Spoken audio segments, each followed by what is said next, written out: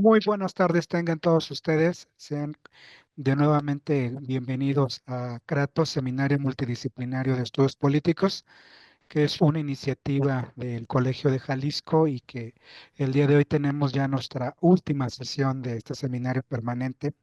eh, y cerrando con broche de oro, la verdad muy honrado, sobre todo con un tema muy importante desde el punto de vista de la ciencia política y en diálogo con otras perspectivas con el día de hoy con el doctor Ruslan Vivaldi Posadas Velázquez, con un tema muy interesante que es precisamente acorde con estos tiempos, tanto a nivel nacional o a nivel global, que tiene que ver con revisitando el concepto de las transiciones a la democracia, quienes tenemos un poquito aproximadamente de 40 y más. Fue un concepto muy importante en la ciencia política y por lo tanto, a la luz de los recientes cambios tan solo en América Latina, creo que da para seguir pensando y sobre todo si es un concepto que todavía explica, tiene utilidad o qué nuevos fenómenos hay alrededor precisamente de estos procesos de cambio de los regímenes y los sistemas políticos, no solo de América Latina, sino en el mundo, ¿no? Me voy a permitir leer una breve reseña curricular del doctor Ruslan, no sin antes decirles que estaré atento a los comentarios que se viertan o preguntas en redes sociales y quienes nos acompañan aquí en el seminario permanente, igual si tienen una pregunta y la quieren plantear de viva voz, le damos el uso de la misma y si no, pues en el chat también la pueden colocar por vía escrita. E inicio con la reseña curricular del doctor Ruslan. El doctor Ruslan Vivaldi Posadas Velázquez es doctor en Ciencias Políticas y Sociales, maestro en Estudios Políticos y Sociales y licenciado en Ciencias Políticas y Administración Pública, todos los grados obtenidos por la Universidad Nacional Autónoma de México. Ingresó al servicio público como analista y ocupó diversos cargos. Desde el año de 2006 es profesor de asignatura en la Facultad de Ciencias Políticas y Sociales de la máxima casa de estudios del país y desde el año de 2009 es profesor investigador en la Universidad Autónoma de la Ciudad de México. Ha dirigido 50 tesis profesionales a nivel licenciatura y posgrado. Ha escrito diversos artículos en libros colectivos, publicado diversos artículos en revistas indexadas y en octubre de 2014 fue ganador del premio Concurso de Ensayo Académico GEDISA UASM, organizada por el Colegio de Humanidades y Ciencias Sociales de la Universidad Autónoma de la Ciudad de México, dando como resultado la publicación de su obra Realidades líquidas, conceptos zombies, el léxico de la política en la globalización y que salió a la luz publicada en marzo de 2015. Su libro más reciente se titula El otro liberalismo, revisitando la teoría de la justicia de John Rawls, publicada por la Biblioteca del Estudiante de la Universidad y la Universidad Autónoma de la Ciudad de México en el año 2020. Es co-coordinador junto con otra querida amiga y colega, la doctora Lilia Gómez Jiménez, de la obra colectiva La gestión de la pandemia en México, editada por GEDISA en el año 2022, texto donde escribió el artículo de investigación titulado COVID-19, la nueva estampa de la sociedad del riesgo y la incertidumbre, viñetas para entender el devenir mexicano. Es miembro del Sistema Nacional de Investigadores Nivel 1. Asimismo, ha participado en dicha institución como integrante de la Comisión Preevaluadora del área 6, perdón, de Ciencias Sociales en la convocatoria de ingreso y permanencia del año 2021. Adelante, doctor Ruslan, lo escuchamos con muchísima atención y reitero, voy a estar atento y al tanto de sus preguntas y comentarios. Adelante. Pues muchas gracias, Alberto. Pues agradecerte la invitación, lo mismo que al Colegio de Jalisco. Pues es para mí pues un honor estar aquí en este cierre. Espero que sí sea con broche de oro y no con otro tipo de broches. Pues lo que voy a proponer es justamente la examinación de una categoría. Sé que en el cartel promocional de el seminario Kratos, ¿no? Yo originalmente había dado la idea de que el concepto, ¿no? Pero bueno, aquí en Ciencias Sociales ustedes saben que es muy importante, ¿no? Definir entre conceptos y categorías. y en este caso, transiciones a la democracia, más que ser un concepto, el concepto sería democracia o transición, pero este es un concepto amplio, ¿no? Que en ciencias sociales es lo que le damos el nombre de una categoría. Entonces, me parece que es más preciso hablar de la categoría transiciones a la democracia, y la idea pues es revisitar esta categoría a partir de algunos elementos que ya les iré compartiendo ahora mismo. Bueno, para ir entrando en materia, trataré de hacer una exposición lo más sintética posible a efecto de poder tener un diálogo tanto con Alberto como con las y los asistentes, y me parece que esa es la parte más productiva e interesante de los seminarios. Bueno, en principio hablamos en ciencia política desde hace 20, 25 años. Alberto hace un momento les leía mi currículum, ¿no? Pues hace 20, 25 años, ¿no? En esto que se deben llamar los felices 90, pero en un sentido sarcástico del siglo XX, pues empezaba a estudiar esta categoría de las transiciones a la democracia con motivo justamente de la aparición de una serie de elementos que daban sobre todo en el continente americano, en nuestra región, una idea de que estábamos justamente saliendo de procesos autoritarios para transitar a procesos más democráticos. Y es por eso que en los 90 del siglo pasado se difundió mucho la idea de que se estaba transitando a la democracia. Sin embargo, pues digamos, la categoría, digamos, que es la punta de lanza de este debate, es pues el de transición política, ¿no? Entonces, bueno, ahí en estos tres elementos que propongo, pues habría que definir en principio para la ciencia política tradicional, ¿no? Esto sobre todo, pues si uno acude a obras clásicas, ¿no? Como el Diccionario de Ciencia Política de Norberto Bobbio et al., pues uno puede rastrear, ¿no? Cuando menos tres momentos de lo que implican las transiciones políticas, ¿no? El primero tendría que ver con que son los cambios, ¿no? Y o transformaciones de un régimen político determinado a otro distinto. Esto que al día de hoy pudiera ser una obviedad, en los años 60 del siglo pasado se presentó justamente como algo novedoso en función de que los regímenes políticos de aquel entonces, tanto en América Latina como en Europa Central, estaban justamente transitando, no necesariamente hacia condiciones democráticas, ¿no? A lo mejor de totalitarismos a autoritarismos, de autoritarismos duros, autoritarismos moderados, y de democracias rígidas a democracias más abiertas. Y en ese sentido, por eso desde los años 60 del siglo pasado se utiliza justamente esta categoría de las transiciones políticas para definir justamente qué es el paso de un régimen político determinado con características muy específicas a otro diametralmente distinto. Y por eso, como señala ahí la segunda viñeta, implican la aniquilación del viejo régimen y la aparición de actores políticos emergentes. Este va a ser un elemento importante, y lo señalo, bueno, ahora que empecemos a hablar de las transiciones a la democracia, les diré por qué. Porque justamente el cambio de régimen político implica que aparezcan actores nuevos, que aparezcan actores nobles, que de alguna u otra forma, directa o indirectamente, los actores del viejo régimen queden en el olvido. Esta también fue una precondición para que justamente se estructuraran estos elementos de conformación del el nuevo régimen del que estamos hablando. Y el tercer elemento me parece que es la idea nodal en una transición política. Se fija una idea del cambio y se confecciona un nuevo sistema político. A lo mejor ahora mismo ustedes tienen en la mente ciertos ejemplos de transiciones políticas que efectivamente ponderan demasiado la idea de la transformación del cambio, no solo en nuestro país, ¿no? Sino en otras latitudes, ¿no? En otros países hermanos de América Latina, la idea del cambio siempre va a despertar demasiadas suspicacias, pero también demasiadas esperanzas.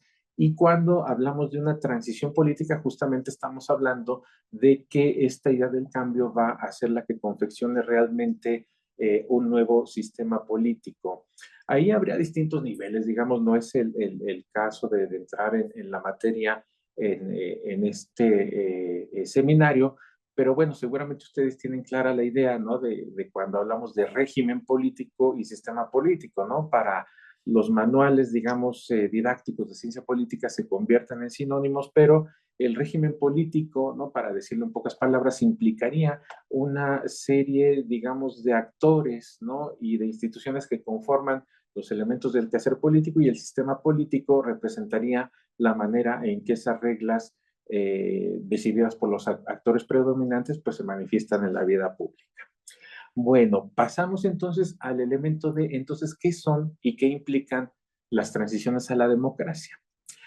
Si partimos del supuesto de que las transiciones políticas en general suponen la idea de un cambio de régimen determinado a uno distinto, entonces las transiciones a la democracia tendrían justamente estos tres elementos básicos. En principio serían cambios y o transformaciones de un régimen político autoritario y o totalitario a otro de simiente democrática. Ahí estaría, digamos, en esta cuestión que, insisto, hoy podría parecer muy obvia, pues el asidero del cual se nutrió el estudio de las transiciones a la democracia en Occidente. Teníamos un régimen autoritario, ¿no? Autocrático o totalitario que necesariamente migró hacia otro de características más o menos democráticas. De hecho, ese es el inicio y parte de la discusión que se da cuando se habla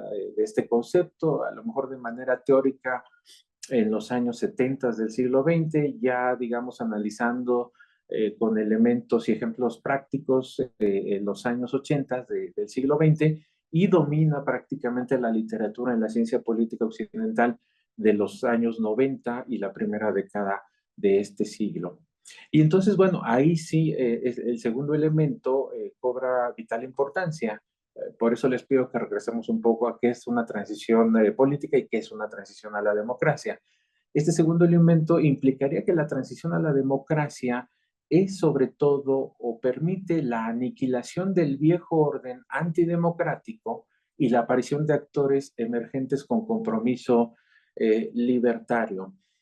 Eh, Otra vez les pido que mentalmente piensen en ejemplos que nos puedan dar algún elemento de contrastación de esta segunda característica, pero entonces va a ser, digamos, un elemento mucho más difícil de asir, porque quizá los ejemplos, ¿no? Que tengamos a la mano que realmente acaben con el orden antidemocrático y pues sobre todo el que aparezcan actores políticos con compromiso libertario, pues nos da lugar, digamos, a una problemática más amplia, pero esa, digamos, es una precondición. Y una tercera que discutió mucho este politólogo famoso, a lo mejor no tan querido, norteamericano, Samuel Huntington, en el orden político en las sociedades, en cambio, sobre todo en ese texto, es que las transiciones a la democracia suponen fijar una idea del cambio hacia la democracia y confeccionan un sistema político democrático o semidemocrático. En este texto que les digo de Samuel Huntington, El orden político en las sociedades en cambio, que aparece en los años 90 del siglo pasado, previo, digamos, a su obra que más se le conoce, la de la tercera ola, Huntington lo que va a señalar es que finalmente las transiciones a la democracia siempre van a ser elementos inacabados, porque no necesariamente van a implicar que los viejos actores antidemocráticos se vayan, sino que van a persistir. Y por eso él apuesta con que una transición a la democracia medianamente plausible, pues sería la que incorporaría incluso rasgos semidemocráticos, no totalmente democráticos. En fin, traigo a colación estas ideas porque, insisto, al día de hoy, cuando queremos utilizar la categoría transiciones a la democracia, se nos olvidan de pronto estos elementos que pueden parecer obvios en la discusión de nuestros días, pero que fueron justamente el motor de la explicación sobre las transiciones a la democracia. La otra pregunta que me gustaría desarrollar, ¿Cómo se legitiman entonces las transiciones a la democracia? En la teoría política habría, digamos, autores, ¿no? Algunos más famosos que otros. Yo aquí sobre todo recurro también a un viejo autor de esos que se citan mucho, pero casi no se leen, así como se cita mucho a Karl Marx, ¿no? O a Max Weber, ¿no? Pero no se les lee, realmente no se va al fondo de sus obras. A Robert Dahl, bueno, confío en que todavía se le siga citando, ¿no? Pero él acuñó un concepto muy valioso, ¿no? El de poliarquía, para referirse justamente a los procesos democráticos y sobre todo que sirve para explicar las transiciones a la democracia. Entonces Robert Dahl, ¿no? Y otros autores, ¿no? En el caso latinoamericano, pues la obra sobre todo de Guillermo O'Donnell es importante, pues van a ponderar la idea de que la legitimación de las transiciones a la democracia tiene que ver con una idea de que se deseche el pasado y la memoria histórica como una condición para construir el futuro aclamando el presente, ¿no? Parece como una frase muy dominguera, ¿no? Hasta para estado de WhatsApp, ¿no? Desechas el pasado y la memoria histórica como condición para construir el futuro aclamando el presente, ¿no?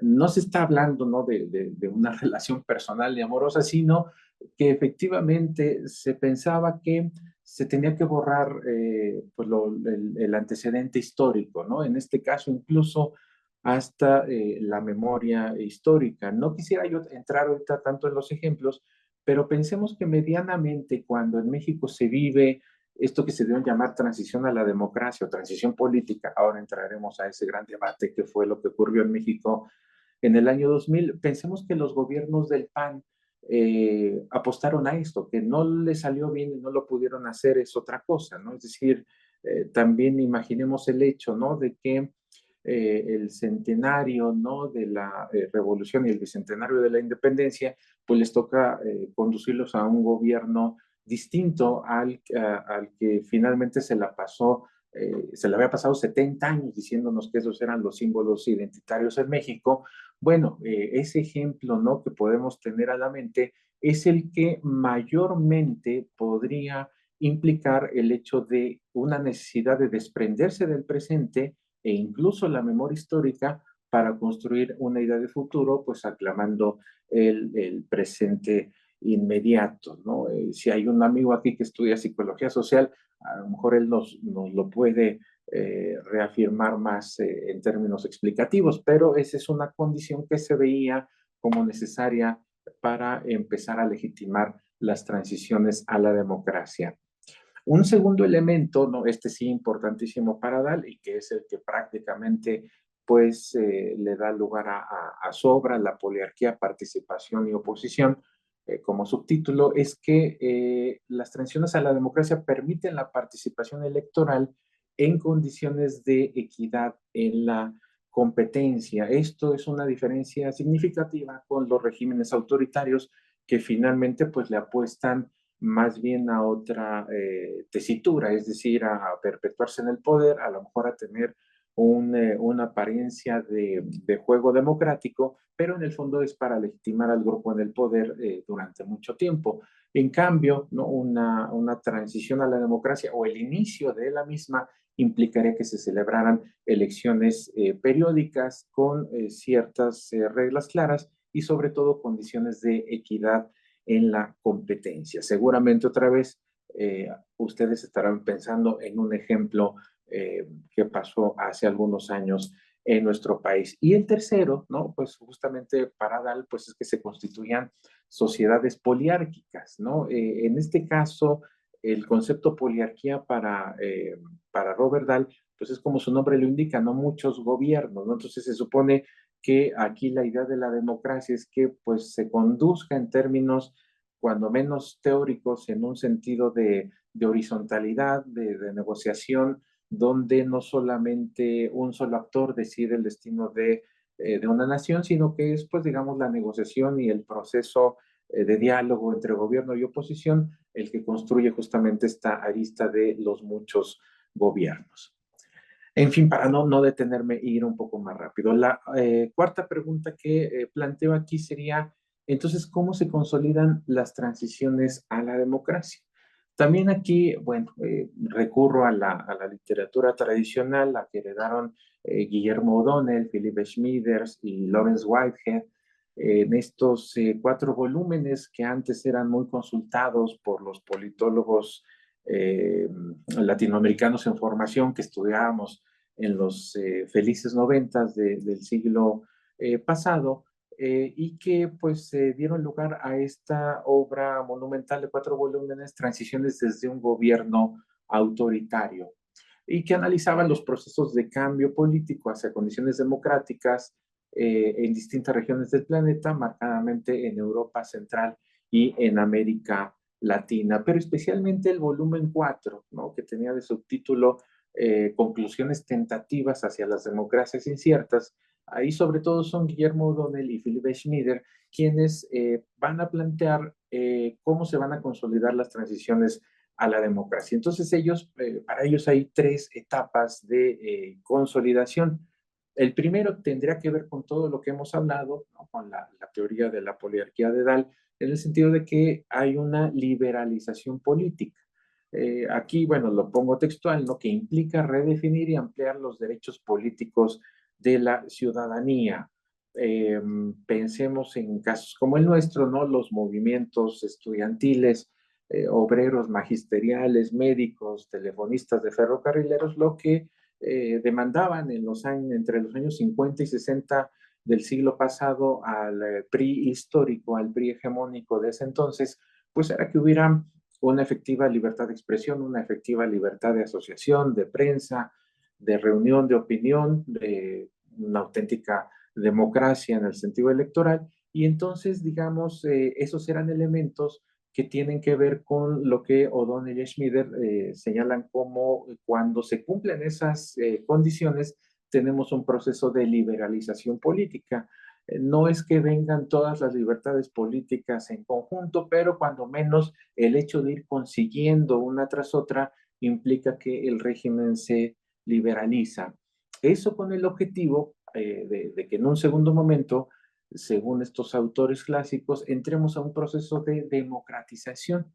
Y ahí, sobre todo, la noción importante es que la ciudadanía adquiere derechos y obligaciones irrenunciables, es decir, ya no hay marcha atrás en términos de que ya, pues digamos, se vuelva a tener un control sobre la prensa, de que existan elementos, digamos, corporativos, ¿no? Estamos, insisto, hablando en términos de la teoría, ¿no? Seguramente también ustedes ahora mismo están pensando, bueno, ¿eso sucedió o no sucedió en las transiciones que nos vienen a la mente? Bueno, esto es simplemente teoría.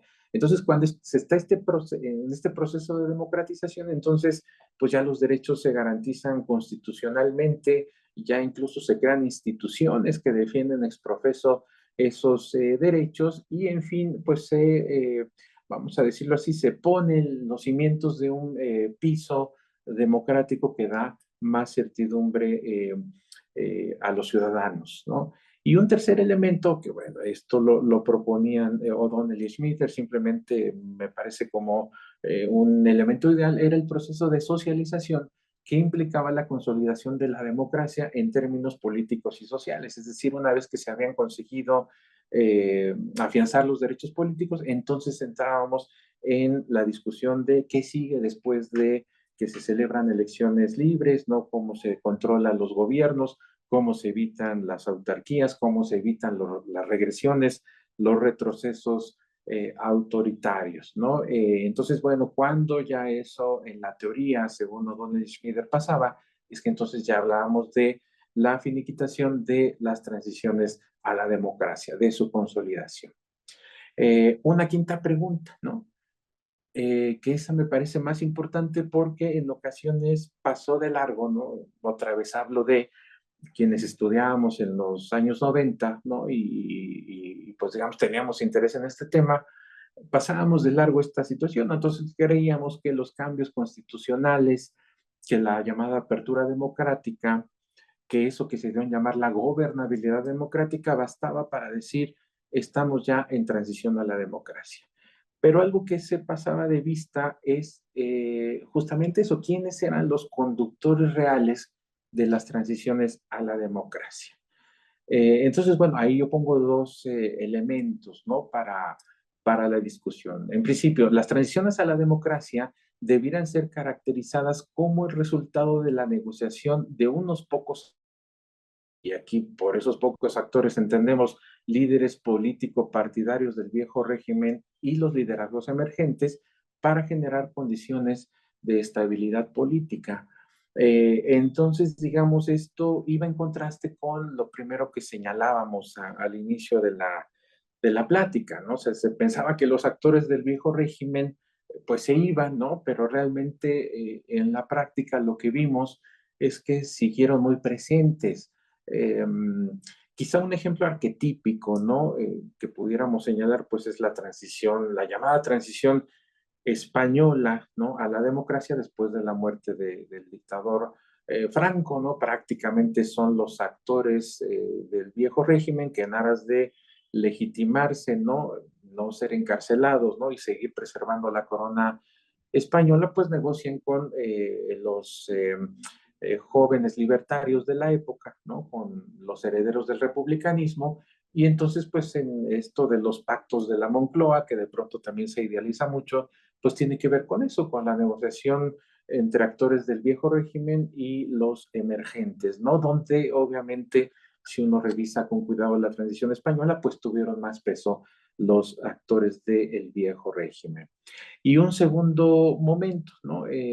Pongo aquí, ¿no? Que en ese sentido, ¿no? Se estaría pensando no en auténticas transiciones en el sentido estricto del término, sino en pactos políticos que permitan cierta continuidad de los regímenes políticos de antaño, pero en mejores condiciones de gobernabilidad, ¿no? Es decir, en contextos que se van haciendo democráticos. Aquí, para olvidarnos un poco de España, recordemos el último sexenio priista del siglo pasado, es decir, el de Ernesto Zedillo, donde en su gobierno se acuñó esa categoría de la gobernabilidad democrática, ¿no? A lo mejor, no sé si los asistentes sean demasiado jóvenes, seguramente sí, van naciendo con este siglo, pero basta hacer una revisión histórica de, por ejemplo, algunos de los principales discursos de Ernesto Zedillo, ¿no? Bueno, pues a partir, digamos, de la amplia votación que tiene en ese año tan complicado en México, 1994, pues él la apuesta, ¿no? A que realmente ese PRI está creando las condiciones para que se transite a la democracia, y en ese sentido, según Cedillo en ese momento, pues habría que ya no apostar por una gobernabilidad autoritaria, es decir, del PRI hegemónico e histórico, sino una gobernabilidad democrática, ¿no? Un discurso que, por ejemplo, fue bien acogido por el entonces partido de oposición mayoritaria, la Acción Nacional, y con ciertas reservas por el de la Revolución Democrática, ¿no? O ya extinto. Pero bueno, pongo este ejemplo para señalar justamente esa situación. Podríamos, ¿no? En términos de ciertos ejemplos históricos, estar todavía en contextos de gobiernos autoritarios, pero que esos mismos gobiernos autoritarios asumen ya el discurso de las transiciones a la democracia como propio, aunque realmente existan elementos para dudar eso, ¿no? Y bueno, pongo el ejemplo, en fin, de España, México, simplemente para ilustrar eso. Pero lo que quedaría entonces en claro en la práctica, pues, de las transiciones a la democracia, o las llamadas transiciones a la democracia, es que más bien los conductores privilegiados de las mismas, pues son los actores del viejo régimen. Bueno, la otra pregunta, ¿no? Ya para ir cerrando la exposición, ¿no? Y dar algunas otras ideas adyacentes. ¿Qué se puede esperar de las transiciones a la democracia, ¿no? Antes decíamos nada, ¿no? Porque eran, digamos, un tanto de papel, eran ficticias, ¿no? Insisto, para quienes estudiamos todavía el siglo pasado, pero la literatura y, digamos, las prácticas que se iban viviendo de transiciones a la democracia nos daban cuando menos estos tres elementos, ¿no? Pueden ser más, pero bueno, aquí yo señalo esto, ¿no? Teoría, en la teoría política contemporánea, ¿no? La categoría transiciones a la democracia está definida por la idea del cambio hacia condiciones prolibertarias. Esta es una idea que sobre todo pues posicionan los liberales políticos, no tanto, digamos, las izquierdas radicales de la época, que están todavía, digamos, aún con el shock de la caída del muro de Berlín en 1988. Las izquierdas radicales pues tienen todavía la idea de que la revolución o hacer la revolución armada pues es realmente la opción para conseguir libertades reales y verdaderas, pero para los liberales políticos, pues las transiciones a la democracia tienen que abogar justamente porque a la gente se le dé real libertad de expresión, ¿no? Real libertad para elegir opciones democráticas y constituir gobiernos, reales libertades para tener control sobre esos gobiernos. Entonces, al menos en la teoría, se podría decir que la transición a la democracia estaría también definida por esa idea de la libertad, ¿no? Emanada pues del discurso del liberalismo político contemporáneo. Otro elemento, ¿no? Es que está ligada a la noción de generar condiciones de estabilidad política. De ahí la noción idílica de la gobernabilidad democrática. Yo hace rato hablaba pues del ejemplo del sexenio de Ernesto Zedillo en México. Él apostaba por la gobernabilidad democrática. Bueno, pues su gobierno justamente se caracterizó por algo muy distinto, ya no digamos a la democracia, sino a la gobernabilidad, por el cúmulo, digamos, de problemas que se generaron pues desde que tomó posesión, ¿no? Valdría la pena recordar, ¿no? Ahora que estamos en diciembre, ¿no? El error de diciembre de 1994, el FOBAPROA, ¿no? El zapatismo armado, ¿no? La violencia política que sacudió en aquel entonces a México y todas estas condiciones, ¿no? Hay quien ha leído que son las que permiten realmente que la oposición, ¿no? Llegue al poder en el año 2000 y no tanto, digamos, el compromiso democrático del gobierno de Ernesto Zedillo, ¿no? Y también hay que decirlo, ¿no? Habrá que se vanaglorian mucho, ¿no? Los actores políticos de este nuevo régimen, pues hay que decir que algunos actores políticos de del régimen de Ernesto Zedillo hoy tienen, digamos, mucha relevancia en el actual régimen, ¿no? Es decir, nunca hay que perder de vista, ¿no? Que fue justamente Juan Ramón de la Fuente, el rector de la Universidad Nacional, exsecretario de Salud del gobierno de Zedillo, quien inició todo el proceso de reformas a la ley del IMSS, ¿no? Que permitieron que justamente el proceso de jubilaciones fuera tan terrible para las nuevas generaciones de mexicanos en el futuro. También, bueno, hay que recordarlo. Yo sé que ahí cada quien tiene opiniones divididas, pero bueno, pues Juan Ramón de la Fuente llegó a ocupar la Universidad Nacional después de que la Policía Federal desalojara de sus instalaciones a los jóvenes paristas de aquel entonces. Entonces, bueno, este tipo de personajes del viejo régimen hoy tienen mucha relevancia, ¿no? Y mucha importancia en el actual régimen. Entonces ahí habrá que sacar conclusiones con mucha cabeza fría y examinar si realmente, bueno, hay un proceso de arrepentimiento o de oportunismo político de ciertos actores. En fin, pero bueno, dejo eso al margen, ¿no?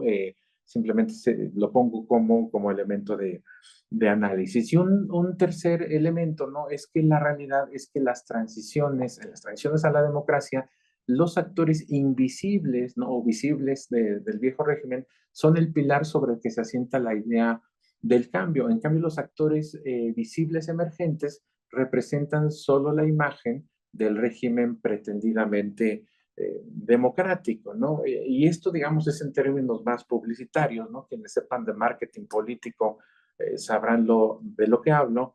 Eh, Realmente, ¿no? Decían los teóricos del poder de antes, ¿no? Elias Canetti, pues lo que importa es quién está tras bambalinas, ¿no? Atrás del trono. Puede haber a lo mejor figuras, ¿no? Personajes que puedan tener carisma, legitimidad, presencia, eh, que vinculan a la sociedad con el gobierno, pero en el fondo lo que importa pues es quién está detrás de la toma de decisiones, ¿no? Y al menos, digamos, en los ejemplos que podamos pensar, no hay un proceso limpio, ¿no? Realmente transparente de transiciones a la democracia que sea comandado exclusivamente por los actores emergentes. Los actores del viejo régimen vaya que están presentes ahí. Bueno, a ver, ahí se pasó. No, ¿qué tan válida? Entonces sería la penúltima pregunta. ¿Qué tan válida sigue siendo la idea de las transiciones a la democracia? Bueno, aquí actualmente me encuentro pues estudiando esa situación.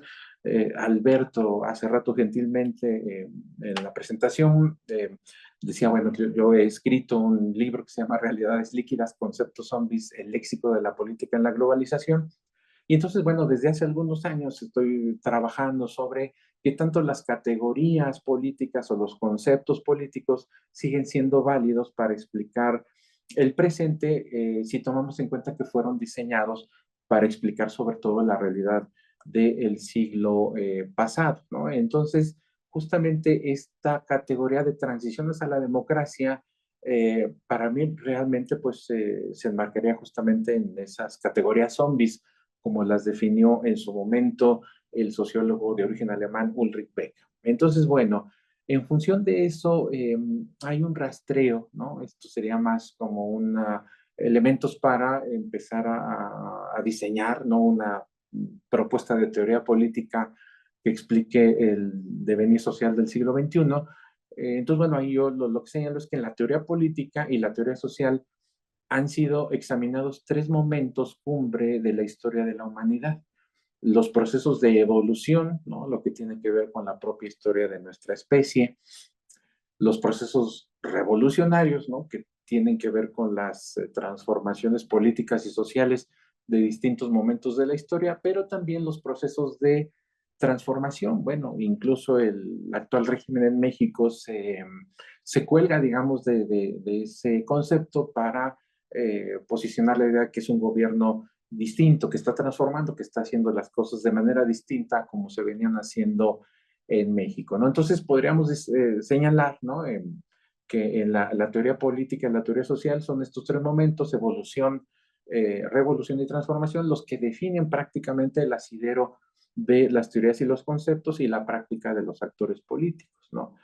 Pero bueno, está eso que también es muy citado y pocas veces definido y sobre el cual cada una y cada uno de nosotros entiende cosas muy distintas, que se llama proceso de globalización, que ha sido determinante para entender que hoy vivimos en un mundo diametralmente distinto al de los siglos anteriores, ¿no? No solo por sus características, ¿no? Sino que esto, bueno, prefiero yo llamarles estos procesos de la globalización están haciendo que realmente el mundo, el tiempo, las circunstancias corran a una velocidad nunca antes vista y que pues hoy tengamos pues posibilidades como nunca antes en la historia de la humanidad, pero también dificultades para procesar esas posibilidades y esas opciones. Entonces, esos cambios van a afectar de manera decidida distintos espacios de la vida pública y especialmente los que atañen a la democracia me parece que se ven totalmente dañados, ¿no?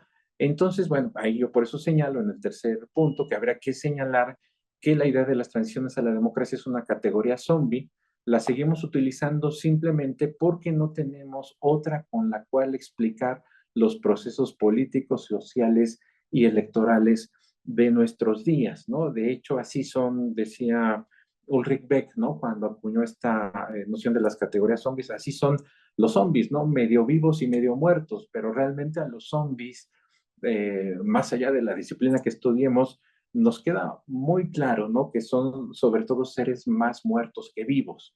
Entonces estamos haciendo, decía el propio Ulrich Beck, una disciplina del terror, ¿no? Porque estamos apostando a explicar la realidad de los distintos procesos de la globalización con un instrumental teórico y metodológico que se diseñó mayoritariamente el siglo XX e incluso alguno el siglo XIX. Es como ese, bueno, si se pudiera traducir en un meme, ¿no? Quizá eso que quienes todavía estudiamos la última parte de ciencias sociales del siglo XX, se nos criticaba de pronto por utilizar conceptos decimonónicos, ¿no? Entonces se nos decía, es que ese es un autor decimonónico, es una categoría decimonónica, ¿no? Entonces, bueno, aplicaría, digamos, la misma situación para quien quiera explicar con las ideas y los conceptos del siglo XX, lo que está pasando en este 2024, ¿no? Entonces, bueno, la última pregunta sería, ¿hacia qué tipo de democracia estamos transitando? Aquí, bueno, lo primero, ¿no? Justamente como los procesos evolutivos, revolucionarios y transformadores han fenecido, la idea es buscar modelos explicativos para los fenómenos políticos y sociales de nuestros tiempos. Recurro aquí a las ideas, ¿no? Que se desprenden del texto póstumo, de la obra póstuma de Ulrich Beck, que se intituló La Metamorfosis del Mundo, donde se plantea justamente no a partir quizá de una explicación demasiado sesuda académicamente hablando, sino de una metáfora, es decir, cuando seguramente escucharon, ¿no? Esta palabra, la metamorfosis, vino a la mente la metamorfosis de Franz Kafka, ¿no? Ese libro genial, pero también a lo mejor con suerte alguien pues, pensó en la metamorfosis de la oruga en mariposa, ¿no? Entonces, bueno, ese proceso de metamorfosis tendría esas características para explicar la realidad social política en nuestros días. Es decir, de pronto podemos ver una oruga verde o café, podemos ver cuando se envuelve en el capullo, pero realmente tendríamos o haríamos mal en decir, bueno, va a salir, digamos, una mariposa amarilla, va a salir a lo mejor una mariposa multicolor, porque puede salir también una polilla, ¿no?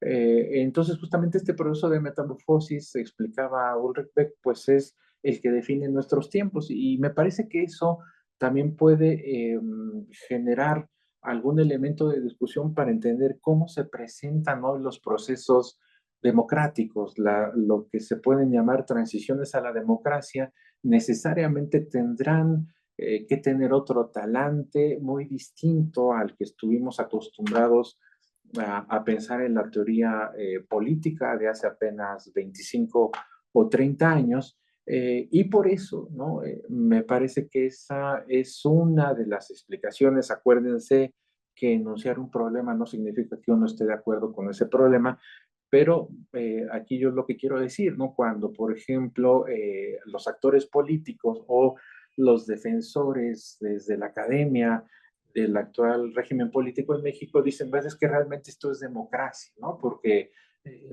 se están haciendo cosas que se habían dejado de hacer, se ha incrementado la política social, la voz del pueblo está en las cámaras legislativas, ¿no? Entonces las cámaras legislativas recurren a la voz del pueblo. Entonces, bueno, es un proceso que se nos quiere convencer de que es democrático, ¿no? Y que esa es una vía nueva de democracia. Se podría explicar, pienso yo, eso, insisto, más allá de que estemos o no de acuerdo con eso, como un proceso de la propia metamorfosis de la democracia. O sea, pensemos que también eventualmente, ¿no? En México puede llegar un gobierno o se puede confeccionar un régimen totalmente distinto al que hoy tenemos, vamos a decirlo así, de neoconservador o de derechas, y puede, digamos, también profesar un discurso convincente digamos, incluso que pueda atacar derechos humanos, pero se presentará también como democrático. Entonces, justamente la idea de la democracia, ¿no? Como hay, hoy en día implica muchas cosas y más la transición a la democracia, me parece que la salida de la metamorfosis, ¿no? De los procesos sociales puede ser al menos un elemento explicativo y eso nos lleva, digamos, en la teoría política y la teoría social a pensar que ya no hay teorías ni conceptos ni categorías definitivas, sino que un poco en función de la sazón que dan los tiempos políticos, se tienen que ir adaptando estos procesos. Y eso lo digo yo en el mejor del sentido de la responsabilidad académica. Bueno, yo soy profesor investigador finalmente, pero de pronto, ¿no? Cuando algún chico, una chica nos pide asesoría para hacer su tesis, ¿no? Un ensayo, en fin, algún informe, ¿no? Para titularse, o cuando ellos mismos o ellas mismas se inician en los procesos de investigación, y uno pues recurre a la teoría clásica, entonces pues de pronto lo que salta es que esos chicos y esas chicas pues dicen, bueno, es que estos conceptos, esto que ya no explica la realidad, ¿no? Y esa, digamos, es una de las tareas pendientes de las ciencias sociales y me parece que no a lo mejor en términos de innovación ni mucho menos, pero sí a partir a lo mejor de estas nociones metafóricas, si me permiten el término, se pueden entender mejor los procesos, ¿no? Porque el día de hoy también resultaría muy complicado, muy difícil decir cuándo uno está en un proceso más democrático que otro. Insisto, veámoslo en el debate político de nuestro país, con una sociedad claramente polarizada, donde me parece que, digamos, con la cabeza fría uno podría decir, podría aceptar, ¿no?, las posturas polares o los argumentos de quienes defienden que hoy hay más democracia y quienes dicen que, bueno, que esta está acabándose, pero sería parte de ese debate de nuestros tiempos que ya incluso no nos permitiría decir, entonces, ¿qué es la democracia? ¿Qué son las transiciones a la democracia? En fin, es una propuesta muy arriesgada, pero que la dejo justamente para el análisis. Yo he escuchado, ¿no?, también a un colega muy apreciado, eh, digamos, muy, pues, asiduo, pues, a estos procesos de divulgación del conocimiento. Me refiero a Javier Rosiles Salas, que ha, digamos, ido posicionando un término que para él le parece que explica las condiciones no solo de la democracia en México, sino en otras latitudes. Entonces, él dice, bueno, lo que hoy tenemos es populicracia, ¿no? Y entonces a lo mejor, ¿no?, en un foro de esos tradicionales, ¿no?, con académicos, lo digo con todo respeto, pues, pero chapados a la antigua, ¿no?, pues dirían, no, eso es inaceptable, ¿no? Entonces, bueno, pues no hay transiciones a la democracia o hay regresiones autoritarias, ¿no? Entonces, lo de populicracia no sirve, pero me parece que, digamos, también en ese marco de las, eh, las nuevas maneras de poder entender la realidad, sí debiéramos desde la teoría política o la teoría social, ¿no? Si no construir justamente teoría política o teoría social nueva, que eso sería como muy pretencioso, sí dar elementos para poder señalar en qué medida, ¿no?, lo que estamos viviendo hoy tiene que ser explicado con conceptos y categorías diferentes. Entonces, me parece que para efectos de esta plática, ¿no?, la categoría transiciones a la democracia fue importante porque explicó ese derrotero por el que transitamos históricamente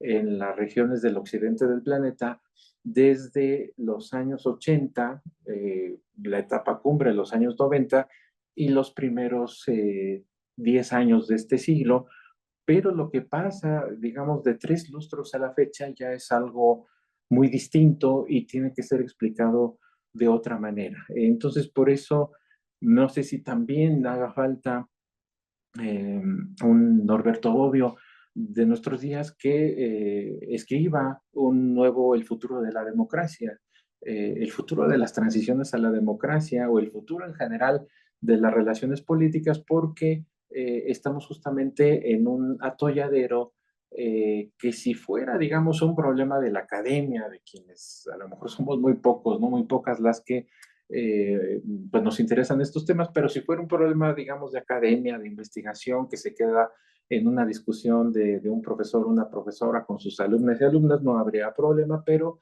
esta situación desde luego que afecta las dinámicas de la vida política y social, y por eso, pues, digamos, se llegan, digamos, a los elementos de crispación, de polarización social, y entonces, bueno, tenemos la tarea de explicar esos nuevos elementos que están sucediendo. En fin, para no abusar más del tiempo, pues esa es un poco la idea que yo quería transmitirles a ustedes, ¿no? Les agradezco la atención y bueno, pues aquí, pues listo para el debate, sí, eh, con todas las consecuencias de ello. Pues muchas gracias. Al contrario, doctor Ruslan, amigo, muy, muy interesante, sobre todo, yo diría que divido tu exposición en, digamos, en una parte de una cátedra, de una clase de teoría política contemporánea, y por otro lado invitar precisamente a repensar y atreverse pues a tratar de explicar y comprender las nuevas realidades. Entonces, voy a permitirme leer un par de comentarios y tres preguntas.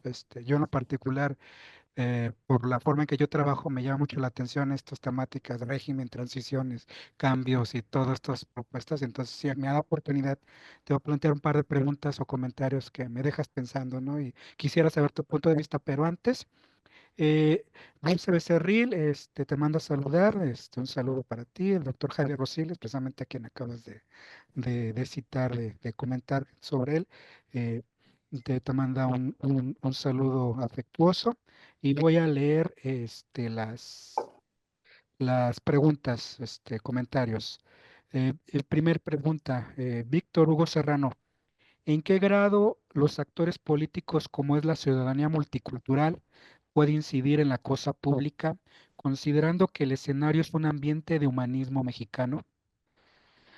La segunda, la doctora Ana Lilia Moncada te plantea lo siguiente: las redes sociales, ¿qué papel juegan actualmente en la construcción de ciudadanía y la democracia?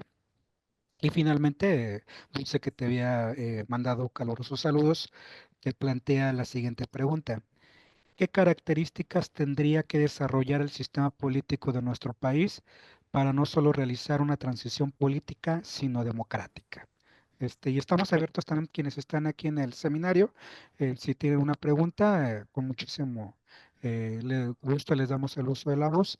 Y pues digamos que este primer saque que tener que decir al respecto, estimado. Sí, muchas gracias, Alberto. Bueno, pues gracias, Carla, Javier, por los saludos.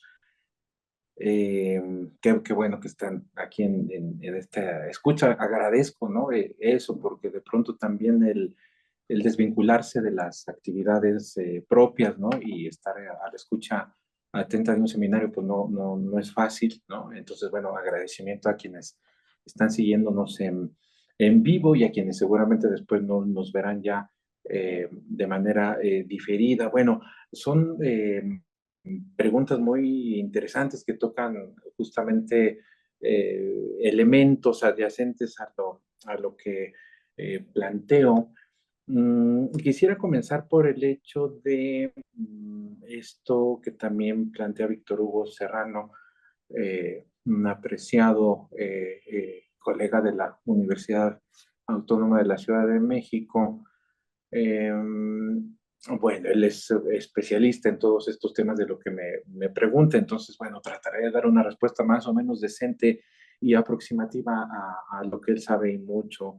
Eh, Mira, siempre he tenido yo un problema respecto de pronto a los conceptos que son muy abiertos, ¿no? Entonces entiendo que el concepto de ciudadanía multicultural, que en este caso también tendría que ser visto más como una categoría, más que como un concepto, implica justamente la transnacionalización de la propia idea de ciudadanía, ¿no? La ciudadanía cosmopolita, ¿no? Digamos, vista en puesta en práctica. Entonces, digamos, parte del debate que se generó en torno a cómo se podían consolidar las transiciones políticas, por un lado, y las democráticas en particular, pues tenía que ver justamente con el hecho de que se tenía que apostar por procesos de politización de la sociedad, ¿no? En el discurso del siglo XX, esta idea de la cultura política, ¿no? Algo ni verba y compañía, ¿no? Esto que,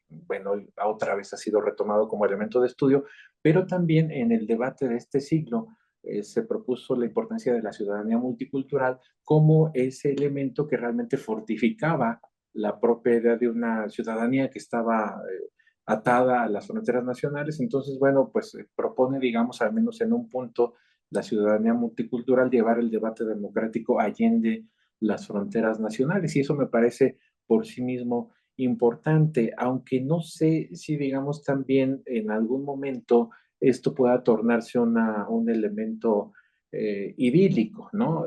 Y lo digo, digamos, también en función de una crítica, una autocrítica, porque, digamos, yo soy lector asiduo, ¿no? De la obra de Ulrich Beck, bueno, la que legó, Entonces, él apostaba también por construcción de ciudadanía multicultural eh, y de, digamos, procesos que llevaran a cabo la politización de la sociedad, pero a un nivel transnacional, justamente como un contrapeso para los actores que conducen el proceso de globalización, los actores reales, no empresas multinacionales, organismos financieros internacionales, gobiernos poderosos económica o militarmente, ¿no? Grandes empresarios, en fin, dueños de medios de información. Entonces, Ulrich Beck apostaba por eso, por una ciudadanía fuerte, pero que mirara más de manera transnacional. Entonces, él apostaba por una ciudadanía cosmopolita, ¿no? Sin embargo, digamos, esa está en permanente construcción.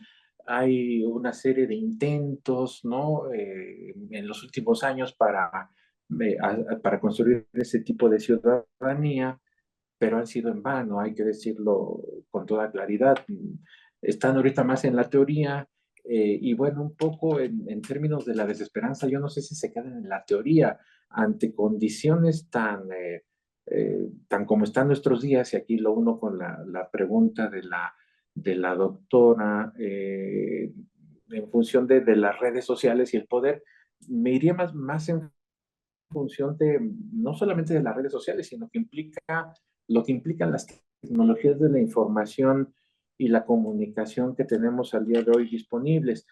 Hay un señor, bueno, hoy que se hizo muy famoso la tendencia, ¿no? De Corea del Sur, bueno, un pensador de origen coreano, Byung-Chul Han, eh, plantea que realmente lo que vivimos hoy es una infocracia, es una suerte de régimen nada democrático que nos va justamente a ir definiendo los roles de vida, nuestras expectativas y nuestros ideales. Y él lo plantea en función de que la Internet o digamos el uso de las distintas tecnologías de la información y la comunicación lo que crea finalmente son valores que al día de hoy no se sabe si son democráticos o antidemocráticos, pero son valores y tendencias que asumimos como expectativas de vida, ¿no? Y eso se traduce según él, ¿no? Y lo relaciona aquí con el debate que decíamos hace rato de la polarización en México, ¿no? Entonces, para alguien que, por ejemplo, defienda mucho al actual régimen, si usa sus redes sociales, las explota, pues ve que hay una coincidencia de opiniones, ¿no? Le llega información relacionada con el actual régimen y lo bien que lo está haciendo, y entonces ese ciudadano, esa ciudadana queda convencido o convencida de que está pensando bien, de que es el camino correcto. Pero lo mismo pasaría con un opositor o una opositora a este régimen. A partir de sus redes sociales y de la búsqueda de información, pues va a crearse la expectativa de que efectivamente la mayor parte de la población en México está en contra del actual régimen y lo va a legitimar pues lo que le da de información y lo que le pues arrojen los algoritmos. Entonces Byung-Chul Han lo que señala es que justamente este modelo infocrático que da lugar justamente a la confección de nuevos, ya no, yo prefiero no llamarle ideologías políticas, en el mejor de los casos idearios políticos y tendencias, pues va a estar confeccionada no por el libre albedrío, no por haber retomado, ¿no? El ágora, sino no por mayor politización de la sociedad, sino porque justamente las tecnologías de la información y la comunicación están llevándonos, según él, a un nuevo régimen global autoritario, y eso pues sería muy peligroso. Entonces, yo casi siempre, ¿no? Que preguntan sobre cuál es el impacto de las redes sociales, entonces la respuesta más de tendencia es, bueno, son importantes porque ahí la gente se expresa, dialoga, pero no es cierto. Es decir, a lo mejor uno puede tener algún perfil, ¿no? En alguna red social, puede hacer comunidad con gente que piense más o menos similar a uno, pero en el fondo eso es anecdotario, porque lo que importa de las redes sociales son los elementos de publicidad, ¿no? Y ahí, pues, digamos, quien también escribió mucho sobre eso fue el señor Zygmunt Bauman, ¿no? Que decía, bueno, realmente, pues hoy no importa tanto la democracia, ¿no? Y lo que realmente importa, pues, es el consumo, el mundo de consumo, como él lo llamaba, la vida de consumo, que es la vida líquida finalmente, y pues para él, ¿no? Él era muy contundente en decir, bueno, de pronto puede haber una transición política, ¿no? Que se celebre en un país, pero es al día siguiente ya se olvidó si se apertura en ese país una tienda de ropa con rebajas, ¿no? Entonces la felicidad se traslada de la transición de la democracia al mercado, ¿no? Y eso pues nos pone en una situación de que así son, digamos, los tiempos del presente. Según Bauman, ¿no? Las nuevas generaciones iban todavía a maximizar esta idea del mundo, del mundo virtual, y eso pues iba a ser cada vez más peligroso en función de que pues ahí estábamos, según Bauman, confeccionando también los bordes de un nuevo autoritarismo, ¿no? Entonces, bueno, cito pues a Bauman o a Byung-Chul Han como autores que pueden ayudar también a entender que no está fácil nuestra tarea, ¿no? Y que en ocasiones, pues de pronto esa expectativa, ¿no? Que podemos pensar en el aula, ¿no? En el debate público, ¿no?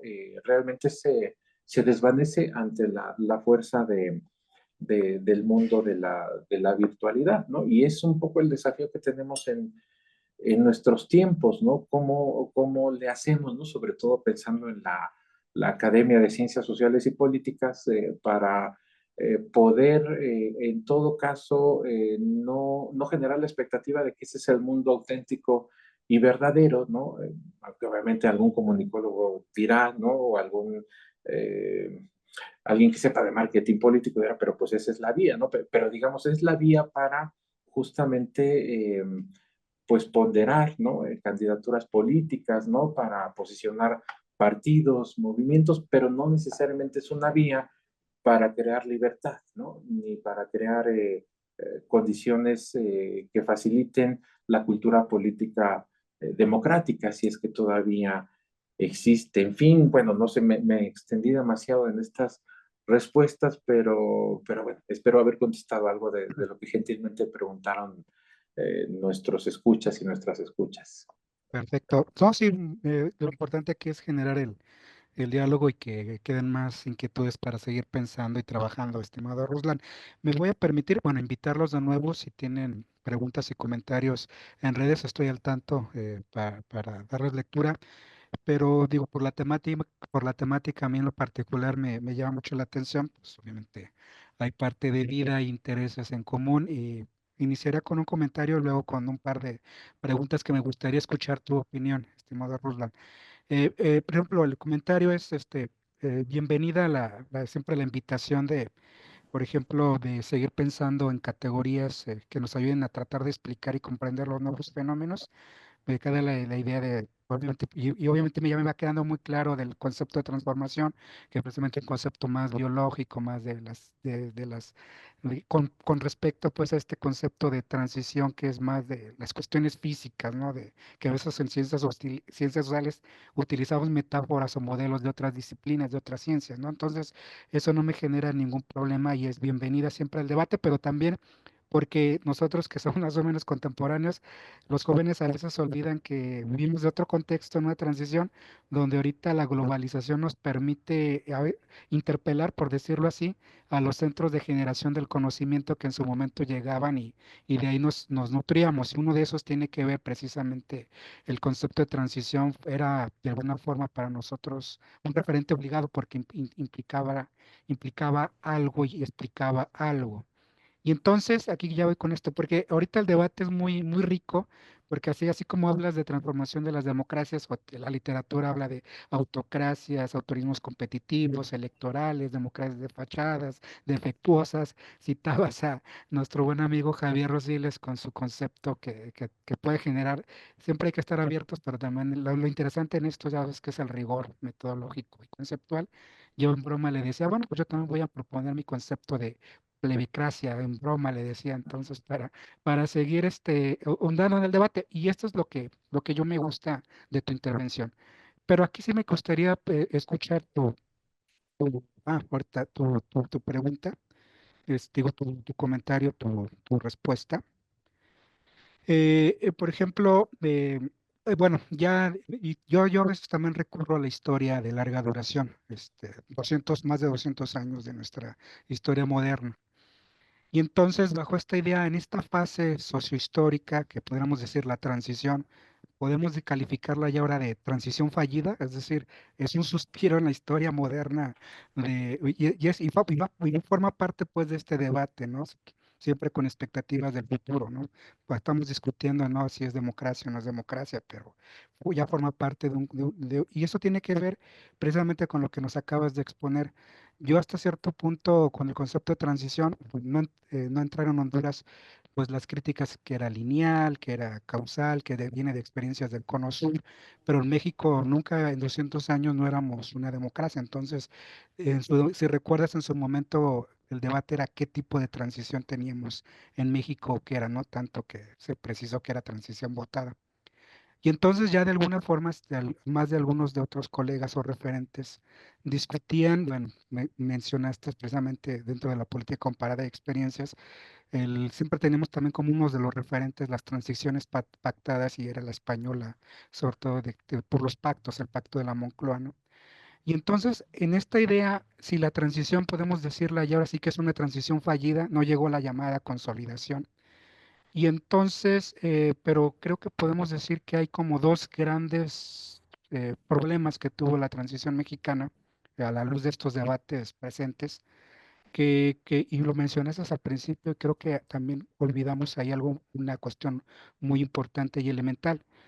Creo que le sacamos la vuelta a la justicia transicional y precisamente decías, se intentó, y hay que recordar un poco de historia, la Comisión Histórica de la Verdad con Vicente Fox, que fue un fracaso, y luego otras transiciones se fueron por la vía jurídica, la vía de los tribunales, otras fueron por el olvido o el perdón, o sea, siempre qué hacer con el pasado era algo muy importante.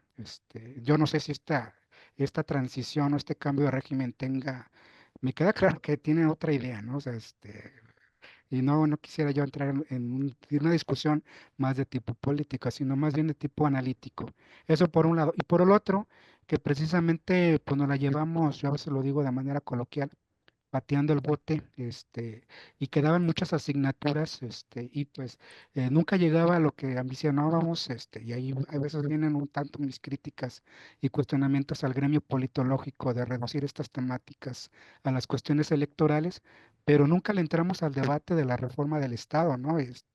Que precisamente era el gran problema de fondo, incluso el mismo Guillermo O'Donnell a mediados de la primera década de este siglo, pues ya creo que redescubrió los problemas del régimen democrático. Detrás de eso se necesitaba una democracia de ciudadanía, un Estado con capacidades institucionales, y pues resulta que pues todas estas problemáticas volvemos a encontrar en estos 200 años de larga duración, pues de que tenemos un problema también de Estado fallido, ¿no? Entonces, parece como que le estamos dando vueltas a todo, pero me gustaría saber tu punto de vista precisamente porque la idea es hasta qué punto hay que ser tan clásicos, pero también atrevidos, o también ser atrevidos respetando lo clásico, porque el reto al final de cuentas es el rigor conceptual, metodológico y tratar de explicar algo, ¿no? Yo sé que esto va a estar sujeto a debate, pero me gustaría escuchar a raíz, pues yo creo que también están muchas vivencias personales y cómo, sobre todo a los jóvenes, transmitirles pues estas inquietudes, ¿no? O sea, yo sí estoy a la expectativa de que no sé cuál sea lo que ocurra en el corto y mediano plazo. Mm.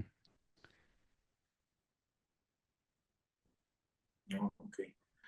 Pues, bueno, son muchos temas. Bueno, aquí yo quisiera comenzar justamente en mi época pues, de estudiante, ¿no? De licenciatura, de ciencia política, ¿no? En la querida Facultad de Ciencias Políticas de la UNAM. Eh, Me tocó, así como ver la que pudiéramos llamar era la teoría, pues, del momento, ¿no? Eran los hits del momento, ¿no? De nuestra época, O'Donnell y compañía. También me tocó escuchar una crítica muy acérrima, ¿no? De un politólogo de origen argentino, español, Marcos Reutemann, que justamente criticaba el hecho de que esa teoría de las transiciones a la democracia había sido financiada, impulsada por el Instituto Kellogg's. Mm.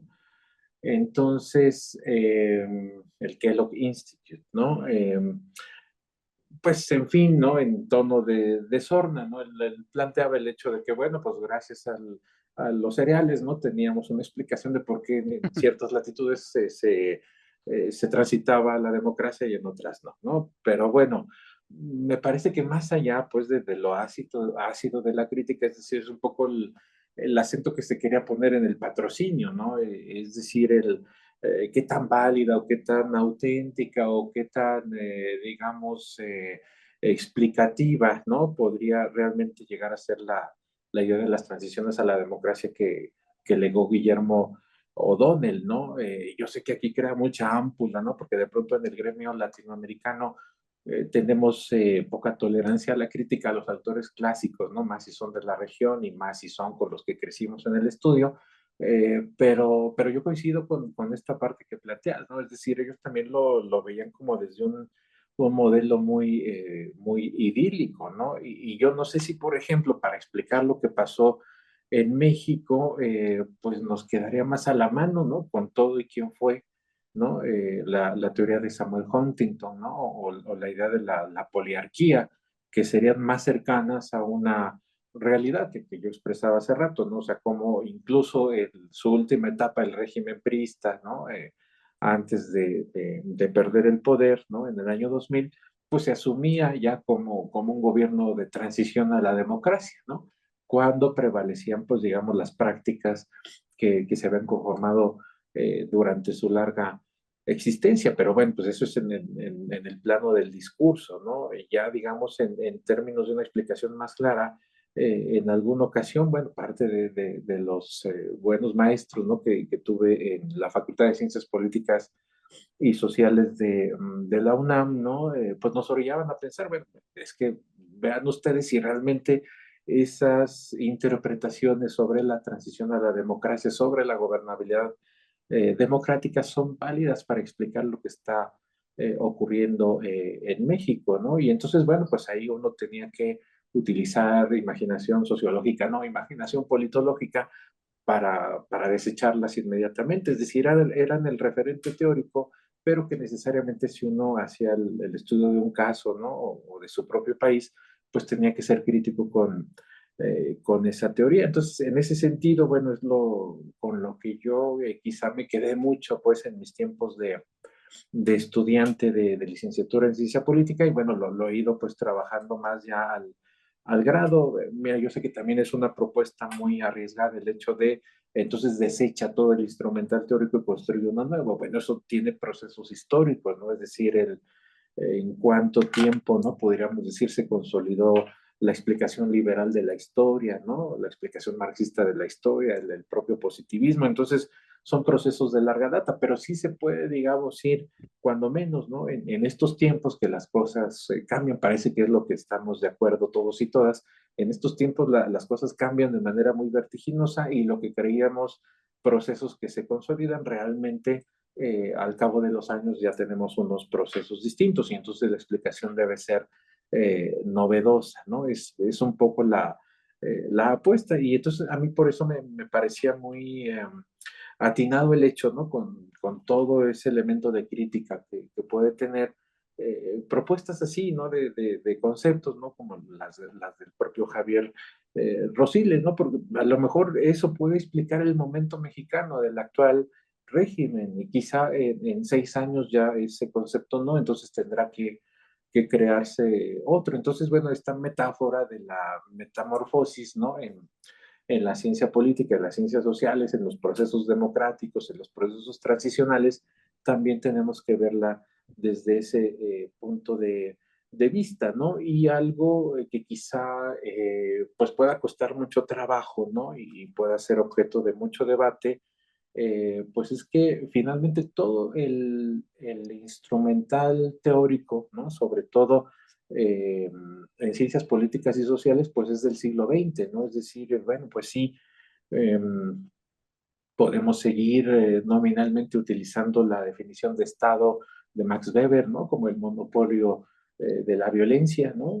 Legítima, pero bueno, pues es cuestionarse, ¿no? El Estado sigue teniendo el monopolio de la violencia, ¿no? Incluso la legítima o ya el poder del crimen organizado nos plantearía una nueva definición. Seguimos apostando, por ejemplo, a la idea de sociedad civil, ¿no? Como para referirnos de otra manera al pueblo que se organiza, a la gente que se organiza, pero bueno, hoy no, la sociedad civil tiene que ver más con el ámbito de organización empresarial que quiere tener partida en los asuntos políticos, es decir, ellos son realmente la sociedad civil.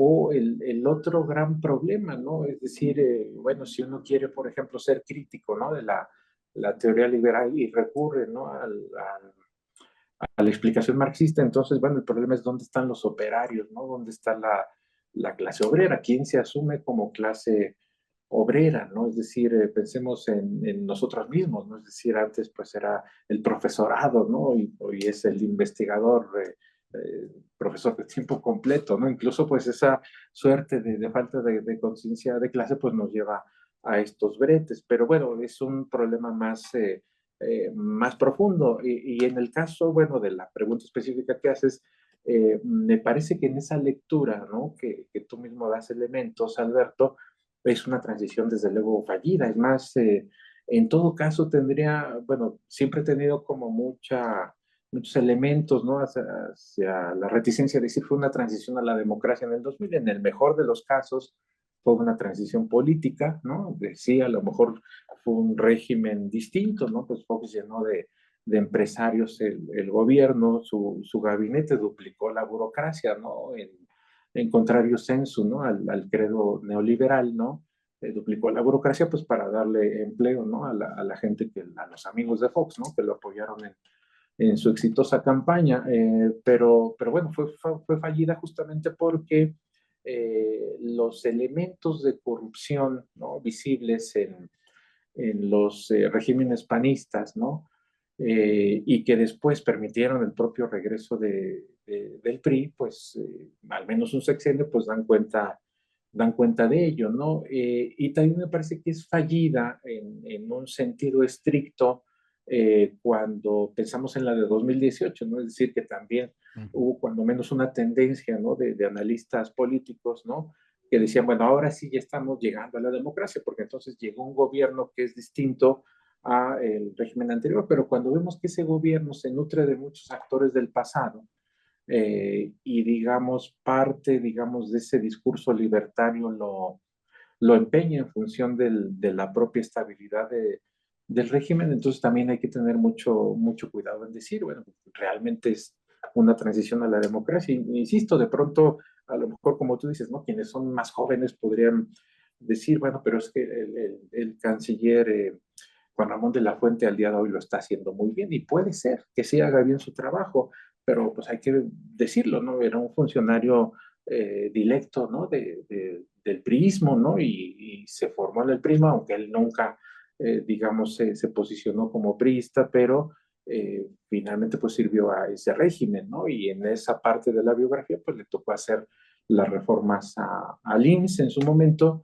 y ocupar la rectoría de un modo sui generis, la rectoría de la UNAM de un modo sui generis, ¿no?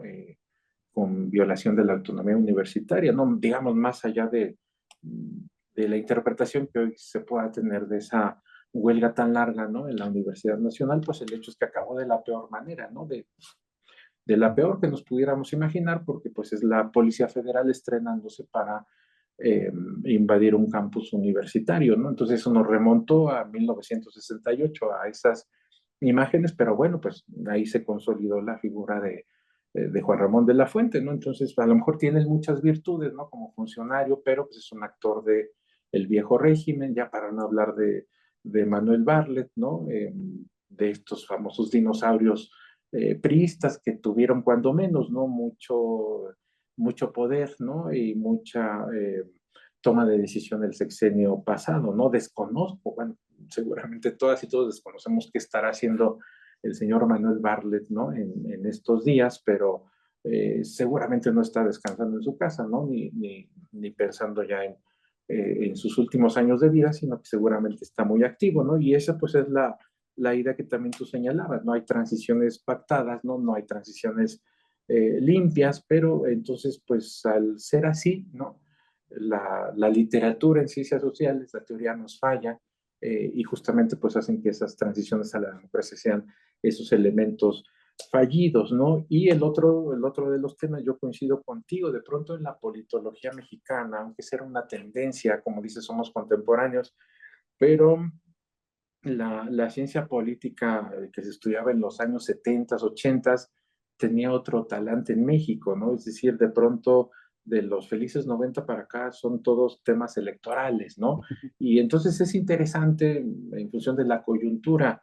De pronto yo también, así como tú le haces bromas, ¿no? A nuestro amigo Javier Rosiles, yo lo que pienso, bueno, se hacen como estudios, ¿no? Libros sobre procesos electorales distintos, ¿no? Pero entonces, bueno, son válidos en ese momento, es decir, el proceso electoral que viene, el venidero es el auténtico, ¿no? Y entonces, bueno, pues será interesante ver las reflexiones de quién gana, quién pierde en función de ese momento, pero eso no es toda la ciencia política, ¿no? Por fortuna, pero también hay que decirlo, en nuestra disciplina hay una tendencia a hacer que eso sea la ciencia política. Cuando menos yo me resisto, créeme que eso me ha traído bastantes problemas, ¿no? Con algunos queridos Ya somos colegas dos. del gremio, ¿no? Pero bueno, sí, bueno, somos dos, así ya al menos nos sentimos acompañados en eso, pero sí, es decir, de pronto puede ser interesante, ¿no? Y en fin, con todo el respeto y aprecio para los colegas que se dedican a eso, que por lo demás es un trabajo arduo, ¿no? Mm, Hacerse de información, ¿no? Graficarla, ¿no? Decir, bueno, a ver, este partido va en tendencia, este va en declive, ¿no? O sea, es interesante, pero para el retrato del momento, pero más allá de esa coyuntura, justamente es la que nos da los tiempos de la globalización. Entonces, el que hoy en día se publique a lo mejor un análisis del proceso electoral del 2024 de este año en México podrá ser interesante a lo máximo al 2027, ¿no? Después ya será otra cosa y quedará como en un estudio del pasado. Y la ciencia política, digamos, tradicional, esa que como decía Elías Canetti, ¿no? Pues es la que estudia el poder, ¿no? El ejercicio del poder, ya con gobiernos constituidos, esa puede ser incluso más interesante y esa pues nunca perderá vigencia, ¿no? Y dentro de, bueno, esos temas, por eso a mí esta idea de las transiciones a la democracia, desde mi época juvenil, pues me interesó porque decía, bueno, pues sí, realmente se transita la democracia o estamos, digamos, en un contexto distinto, ¿no? Y en fin, con esa mirada inocente que uno puede tener mm. en la vida universitaria, ¿no? Donde sí puedes tener cuando menos esa visión idílica, ¿no? De que, bueno, pues sí, el trabajo que a lo mejor se puede hacer en términos de organización social para cambiar determinadas situaciones políticas en el país, pues puede ser válido, ¿no? A lo mejor cuando uno empieza a estudiar de más, vienen los procesos de reflexión que llevan un poco a esta idea pues de ser realistas, ¿no? Entonces también me parece que el realismo político, ¿no? Esa vía que inauguraron, ¿no? O se inauguró quizá desde Niccolo Machiavelli, pues puede también ser una vía especial, ¿no? Para analizar las distintas temáticas en nuestra disciplina. En fin, hay tela de dónde cortar y un poco la invitación, ¿no? Para las compañeras, los compañeros estudiantes, ¿no? Quienes están incluso haciendo algún posgrado,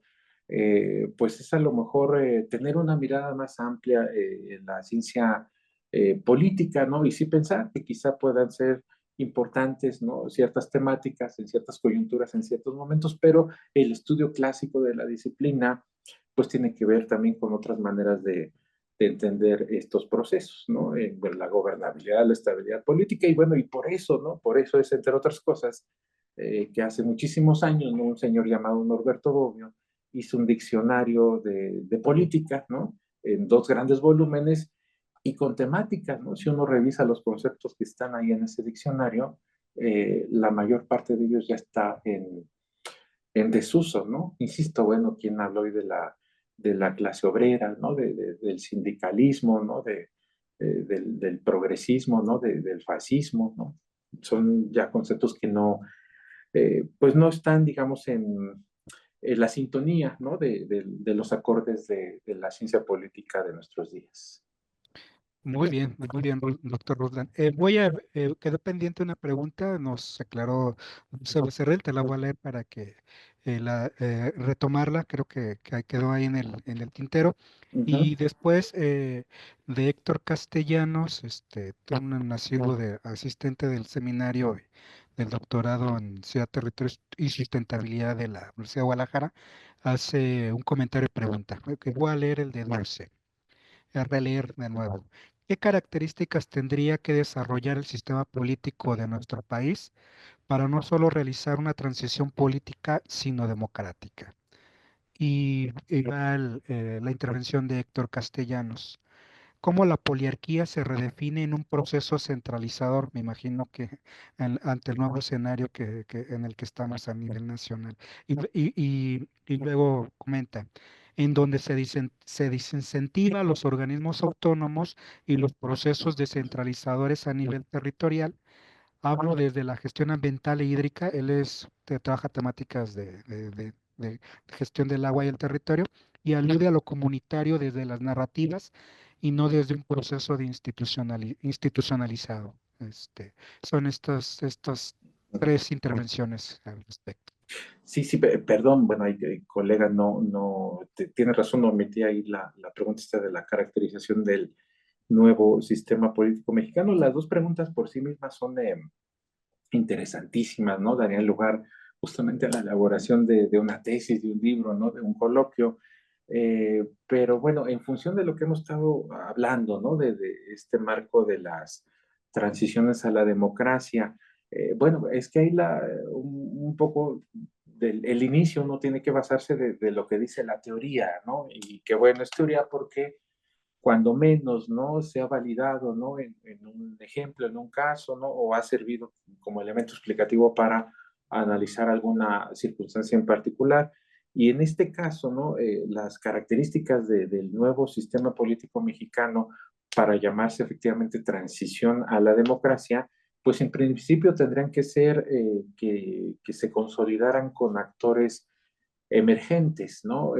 Fundamentalmente, eh, cuando menos, digamos, la experiencia que tenemos del sexenio pasado, ¿no? De este nuevo régimen, pues es que fue un poco la mitad y la mitad, ¿no? Es decir, con predominancia de los viejos actores del régimen. Bueno, incluso, ¿no? El mandatario pues venía a ser, ¿no? Un actor del viejo régimen, ¿no? A partir justamente de que se formó, digamos, en la escuela del viejo régimen, ¿no? Ya en las cuestiones del rompimiento, ¿no? En 1988-89, pues fue otra situación, la famosa corriente crítica del PRI, pero bueno, es la corriente crítica del PRI la que básicamente entra en escena en el gobierno de la vieja corriente democrática del PRI, ¿no? La que entra en escena en el nuevo gobierno en 2018, y eso hay que decirlo con claridad. Entonces, si uno hace una lectura muy severa de la teoría, pues se pensaría que ahí en el mejor de los casos es una transición política, pero no una transición a la democracia. El presente régimen, ¿no? Pudiéramos decir, si uno revisa los nombres, ¿no? De los funcionarios, de los principales, podría tener más características de que efectivamente podrían ser más actores emergentes, ¿no? Pero está acompañada, ¿no? Finalmente hay que ligarlo con el proceso, ¿no? Del último año del gobierno anterior, que da lugar justamente a estas reformas, ¿no?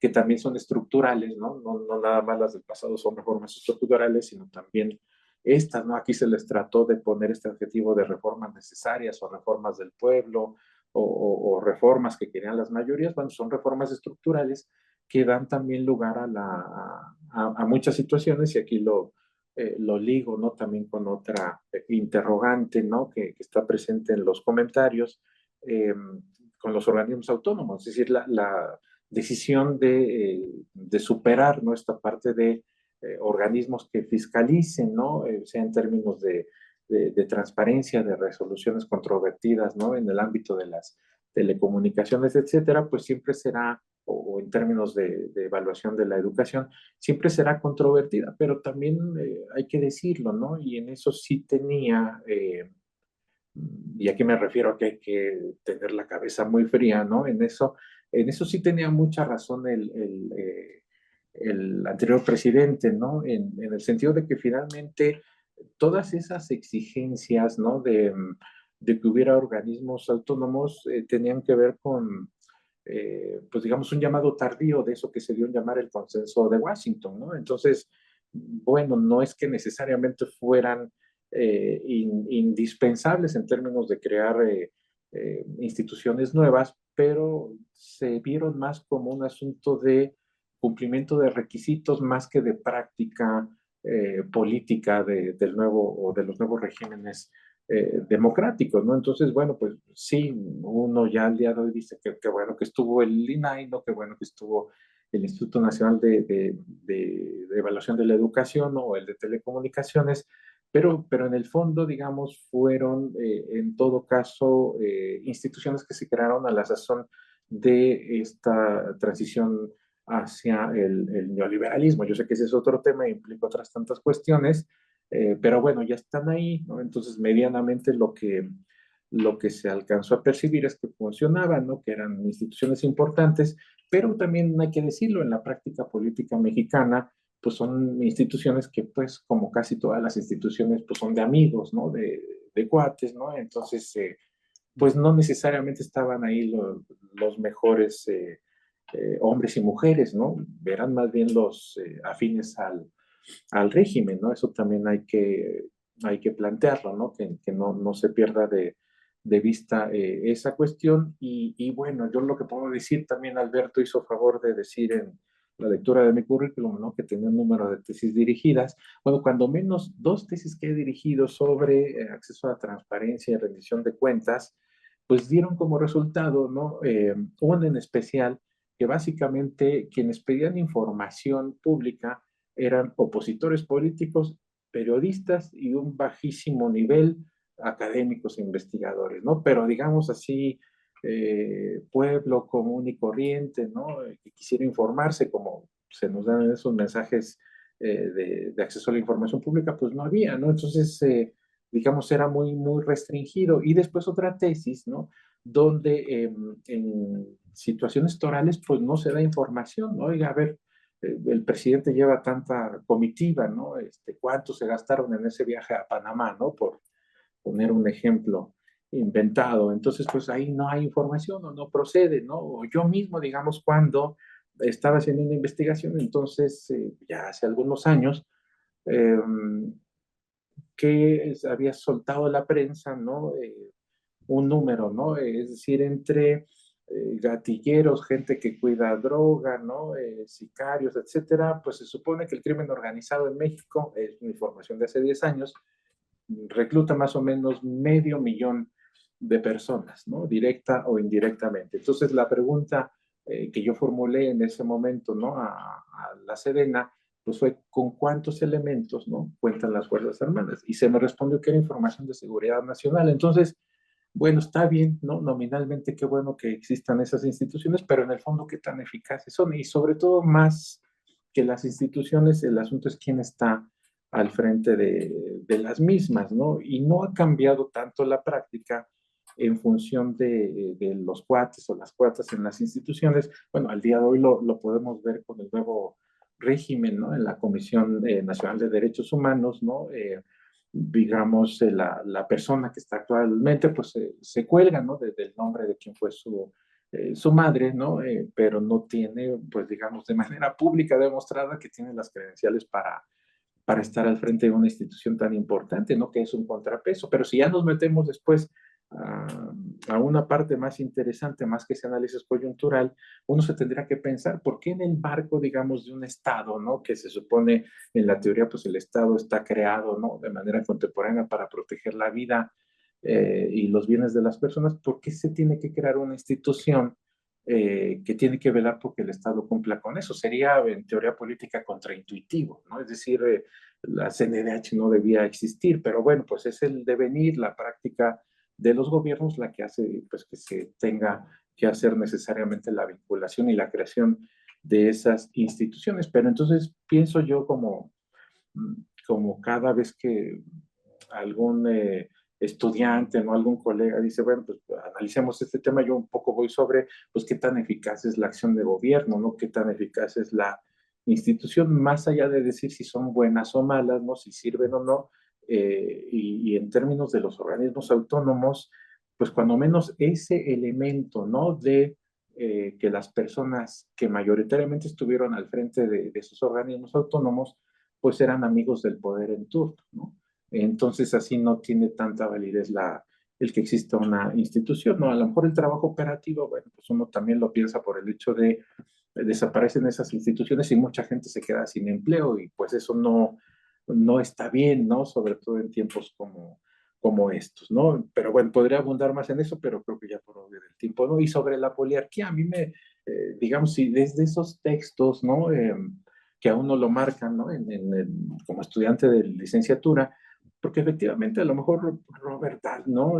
Ya no les dice mucho a las nuevas generaciones de politólogas y politólogos, ¿no? De hecho, bueno, pues cuando menos en los planes y programas de estudio, ¿no? De la universidad donde yo imparto cátedra, pues no está considerado Robert Dahl, se me parece una tragedia, ¿no? Se ponderan muchas otras tantas cosas, temas electorales sobre todo, pero el estudio de estos clásicos no.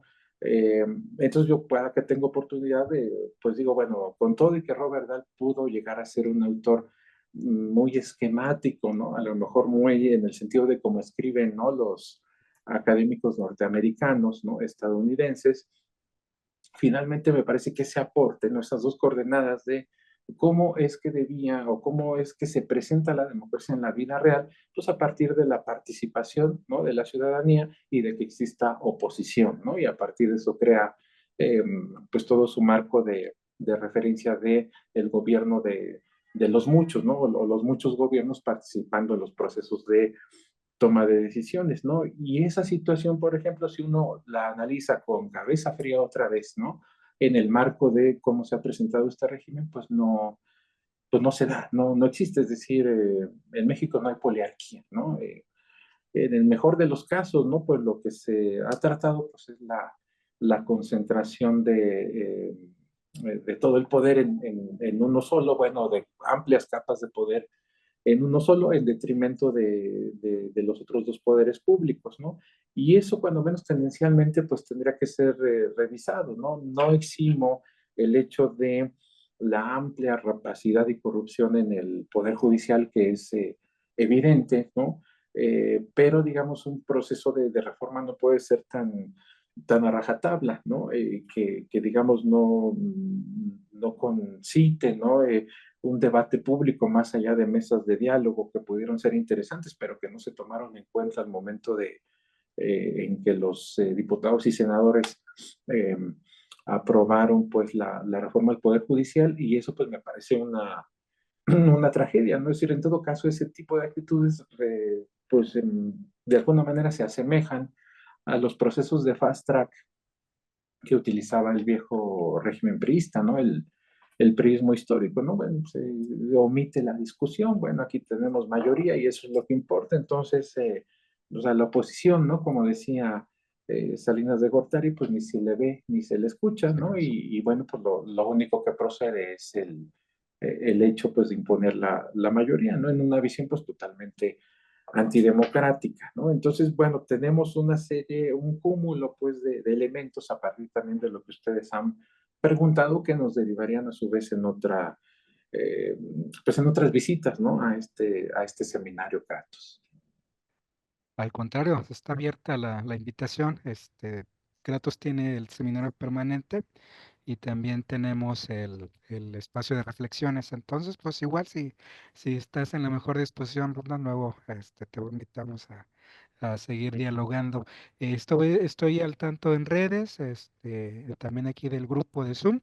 Al parecer ya no hay ningún comentario, pregunta o inquietud, entonces te damos de nuevo el uso de la voz para que quieras resaltar o algo que hayas dejado en el tintero o que quieras enfatizar o el cierre como tú gustes y te escuchamos con muchísima atención. Sí, no, pues agradecerte, pues, ¿no? La invitación personal, ¿no? Bueno, de pronto esto que ocurre un día, ¿no? Poder uno pensar como asistente, así lo veía yo antes, ¿no? Pues se organiza muy rápido, ¿no? Pero bueno, debo decir que este seminario, ¿no? Con todas las participaciones, pues Alberto justamente lo diseñó hace un año, ¿no? Recuerdo que hace un año me decías tú, ¿no? Bueno, en diciembre del 24, entonces a mí en diciembre del 23, eso se me hacía muy lejos, ¿no? Pero bueno, pues un poco de lo vertiginoso de los tiempos, pues da lugar a que hoy estemos aquí. Agradecerte pues tu gentileza de siempre, ¿no? Al seminario Kratos, ¿no? Al colegio de Jalisco, ¿no? Que también pues hemos tenido ahí otro tipo de participaciones con motivo de el pasado proceso electoral en México. Yo muy contento, ¿no? Y también no sé, pienso yo, la agudeza de las preguntas, ¿no? De las y los asistentes eh, tiene para mí mucha valía, ¿no? Porque justamente sacan al ponente de su zona de confort, ¿no? Y es lo que a mí me gusta, ¿no? El diálogo, ¿no? Yo lo que siempre digo a mis alumnos, ¿no? Y a mis alumnas en clase, es que quizá en el mundo de las ciencias sociales y políticas, quizá en otros mundos como el de las ciencias físico-experimentales, no se pueda dar por obvias razones, pero tenemos que estar en constante debate y revisión de ideas, ¿no? Y entonces, bueno, pues el profesor o la profesora puede plantear algo, pero eso siempre va a estar justamente sujeto a la revisión, ¿no? Por parte de las y los estudiantes y digamos en ese diálogo, ¿no? Que incluso nos pueda llevar a desacuerdos, pues está justamente el elemento de eso que se da en llamar debate democrático, ¿no? Y me parece que a ese tenemos que acostumbrarnos justamente en una época como esta, donde ese debate democrático parece que quisiera invisibilizarse, ¿no? O que no es necesario, ¿no? Con el hecho de decir, bueno, como la mayoría de la sociedad, ¿no? Optó por una opción, entonces cancelamos eh, otras maneras de ver la vida pública. Y esa sí me parece que es una tragedia, porque yo recuerdo, y quizá otra vez es un asunto más para quienes son más jóvenes, ¿no? Y estén escuchando este seminario. Recuerdo que, bueno, mi padre, ¿no? Él militó en el Partido Comunista en la época clandestina, ¿no? Es decir, donde pues literalmente no era simplemente un asunto de cliché, ¿no? Militar en la izquierda radical, sino pues el ser clandestino implicaba jugarse la vida, ¿no?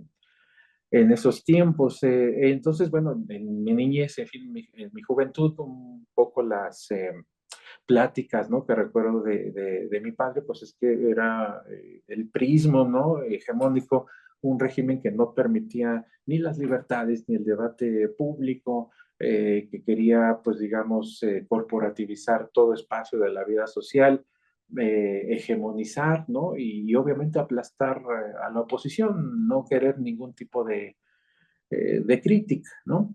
Y bueno, y aparte era represivo. Entonces yo lo que pienso, bueno, a lo mejor al día de hoy sí ya no tenemos esos elementos de represión, ¿no? Hay libertad de prensa, pero finalmente la maquinaria, pues, la actual régimen también implica el hecho de que no le gusta mucho la crítica, que no le gusta el debate, y eso es contraintuitivo cuando menos a las posiciones de la izquierda tradicional, ¿no? Hay colegas que me dicen, bueno, es que justamente por eso no puede ser considerado un gobierno de izquierda. Puede estar de acuerdo o no en ello, pero un poco la invitación sería en función de esa experiencia, pues de ese relato, de esa anécdota, ¿no? De cómo mi padre veía esa condición, bueno, pues es que yo la traigo a colación y yo siempre he creído, ¿no? Que entre más existan voces disidentes, ¿no? En el ejercicio del poder público, mejor nos va a todas y a todos, porque justamente son esas voces críticas las que permiten que los procesos políticos y sociales se mejoren y hay que apostarle a eso y realmente así podemos tener mayor fundamentación de los procesos democráticos, ¿no? De pronto el social conformismo, ¿no? O el llamado, digamos, a los consensos, pues son situaciones de alarma, ¿no? Según pues toda la gente, ¿no? Incluso los clásicos que se han dedicado a estudiar la democracia, ¿no? Cuando se llama voces de consenso, ¿no? Digamos, no, quizá hoy ya no encarcelar a la disidencia, pero sí ponerla en ridículo, ¿no? Humillarla, burlarse de ella, pues esos son procesos que sí, cuando menos deben ponernos en alerta para que no se conformen cosas indeseables, ¿no? Y yo también en el entendido de eh, que, por ejemplo, muchas personas, hombres y mujeres que votaron y confeccionaron este actual régimen, lo hicieron de buena fe, a sabiendas de de que ellos también creen en eso, en la pluralidad y en el debate público. Entonces, bueno, la invitación iría pues, ¿no? Más allá pues del aspecto académico a que cada uno, ¿no? Y cada una pues desde su espacio, ¿no? Desde el momento que le toque vivir históricamente pueda contribuir, digamos, a que podamos tener elementos democráticos, ¿no? En el debate público y prácticas democráticas, que sería lo más relevante. Muy bien, doctor Vivaldi, Posadas. Eh, Más que nada agradecerles a los asiduos asistentes al seminario, a quienes nos acompañan y ven en vivo o de manera diferida. Esto es lo bueno de la nueva realidad que nos trajo la pandemia de tener acceso en la nube de este material audiovisual. Agradecerte, estimado Ruslan, por el cierre. Creo que es un buen cierre en este seminario 2025 y así como se planeó el seminario permanente con un calendario de un año, pues recordarles e invitarles a todos ustedes a que estén atentos. Ya está en línea el programa, la cartera de ponentes con temáticas variadas también.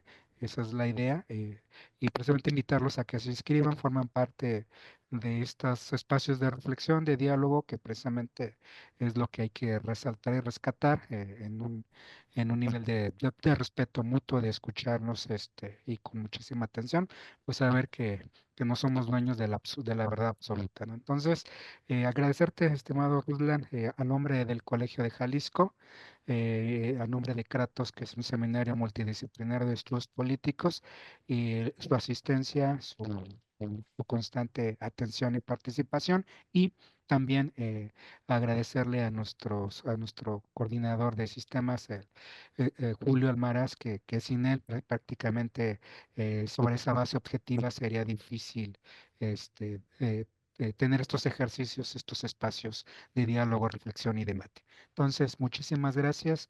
No, que tengan felices fiestas, ahora sí, felices fiestas de fin de año y pues nos vemos el próximo año con muchísimo gusto. Cuídense, hasta Bien. luego, buenas noches.